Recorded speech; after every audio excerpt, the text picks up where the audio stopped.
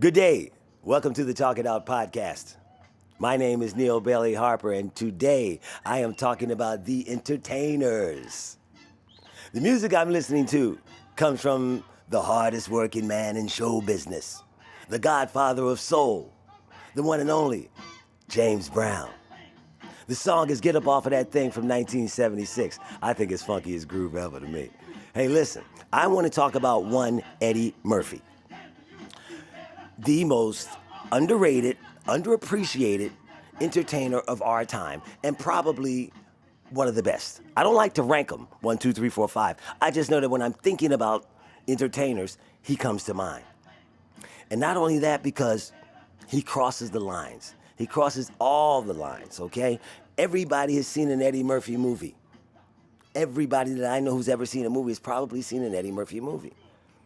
And it's always, if nothing else, entertaining. But I think he gets shortchanged on his really his effect and his impression on what our entertainment is like today. You're talking about an 18-year-old kid who took the subway to studios in NBC in New York and basically saved Saturday Night Live. I'm gonna say it again. He saved Saturday Night Live. This is after the Belushi and the Dan Aykroyd years. They went through a little lull, and then here comes 18-year-old Eddie with Buckwheat and all these other characters. And what people don't remember now, this was TV, so he wasn't using profanity. He was using skill. He was using his talent. And he wrote that Saturday Night Live thing as long as he could, as long as he wanted to, until he got to his first movie, which was 48 Hours. And then came Trading Places. Then came Beverly Hills Cop. Here's the thing about it, though. I look for awards for him, and I see Image Awards, and I see Golden Globe nominations, but I don't see Academy Awards. And I defy anybody to tell me that there are two other people in entertainment that could do any of the things Eddie Murphy could do well. Again, give me two people that can do any of the things he could do. For some reason, we tend to think that comedic acting is not hard. That if you're funny, you're funny. And to a degree, I understand that. Some people are funny, some people have to act funny. But if you're funny and you can act, there's very few people who can do that. Take the Crumps, okay? Firstly, what I appreciated about the Crumps was the Nutty Professor itself. The fact that he went back and paid homage to Jerry Lewis, the original Nutty Professor, which a lot of us didn't know. The Buddy Love character, that was all Jerry Lewis, who again was a comedic actor, who was a great actor. And you know what? Just for fun, if you've ever got a Saturday or Sunday that you're sitting around doing nothing, you want to see Jerry Lewis in something serious, watch him with Robert De Niro in King of Comedy, a Martin Scorsese film from the mid-'80s. Really good. But he took the Nutty Professor, and if you're going to do something that someone has done in a great fashion, you have to do it differently. And he did. He did. He took the suave character and made him a big fat character. But not only that, guys, think about the dining room table situations. All of those situations where you saw him play 5, 6, 7 different roles. He's talking to orange heads on a stick during the rehearsals.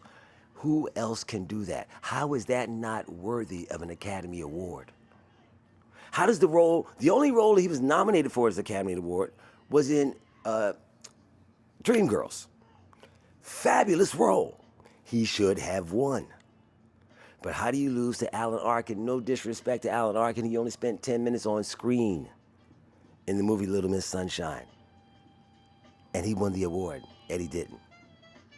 This is also The Godfather of Soul, 1985. Papa Don't Take No Mess. And today Papa's mad because Eddie is being dissed. Okay? Here's the deal. I'm going to give you a list of movies, and then I'm going to tell you a little something about them.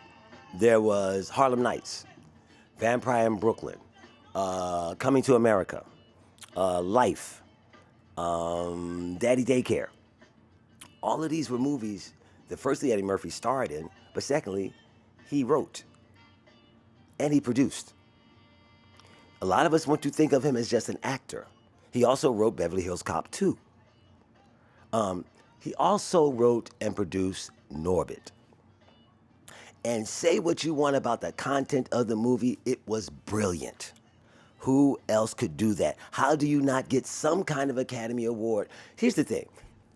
I believe the Academy Awards do not want to give him, if you give him an award, it sets precedent because he's already done things nobody else can do. So we're gonna wait till he's 60 or 80 and give him a lifetime award. That's bullshit. He needs Oscars. He should have Oscars. Norbit was a great movie. From the special effects ad, yes. The Makeup Man, which he got years ago in his first Coming to America, and he never let him go, which was brilliant on his own right. Those characters behind that makeup was all Eddie Murphy. You can't deny that. You can't deny that. You can't deny his brilliance. Now, stand up. There was Raw. There was a couple of other live stand-up concerts. They were pretty cool. I liked Raw. I thought they were pretty cool, but I thought that he made his mark as an actor. Again, he went from all of the little Beverly Hills Cop 2, 3, 4. I would have taken the money to do nothing. He got lazy in those movies because he didn't have to do anything. He basically barely even didn't need a script. That's an entertainer in movies. People like Burt Reynolds, who recently passed. He basically played Burt Reynolds in every movie he was in. Well, Eddie did a little different than that, but he was basically Eddie the entertainer. He could come at you any way he wanted to come at you. And if you, not only that, but if you look at the lineage of comedians, which is what I really appreciate that I see among comedians more than any other group of entertainers, is they have a hierarchy that respects and appreciates each other. And as long as you're in the fold, you're in the fold. As long as you keep working. It was Richard Pryor. And then it was Eddie Murphy. And Eddie Murphy put Harlem Nights together with Richard Pryor and Red Fox. And he helped Red Fox when he was in need financially. He put life together. And if you go back and look at that movie, there was every black comedian who had some kind of connection was in that movie. Anthony Anderson, Bernie Mac, Martin Lawrence was, of course, the sidekick. It was brilliant. It was very well made. And it was Eddie Murphy. And for some reason, we don't want to give him credit for all that he has done and all that he is doing. You go to Disney after a while and you make a movie like Daddy Daycare. Not offensive, pretty good. But Norbit, go back to Norbit. Go back to I Spy. Owen Wilson. He's done all kinds of movies. Not a lot of serious type movies. But again, here's the other thing about Eddie Murphy. At one time in the 90s, when he was doing the Disney movies, he was the most lucrative actor in the history of the entertainment business. Now, since in the last 10 years he hasn't made a lot of movies, he's number 7 on the list. In other words, how much money does your movies make all total? Total all the movies you made up, all the box office gross, add them all up together, who's made more than Eddie Murphy? Well, now he's number 7. You know what's crazy? Number 1 is Harrison Ford, 2 years ago. Guess who number 1 is now? It's a little off the path, but it's Samuel L. Jackson. That just shows you how many damn movies he's been in. He's the number 1 in box office gross all time. But let's get back to Eddie. There's nobody better than Eddie. You have appreciated an Eddie Murphy movie at one time or another. I have. Give him his due. Give him his awards now.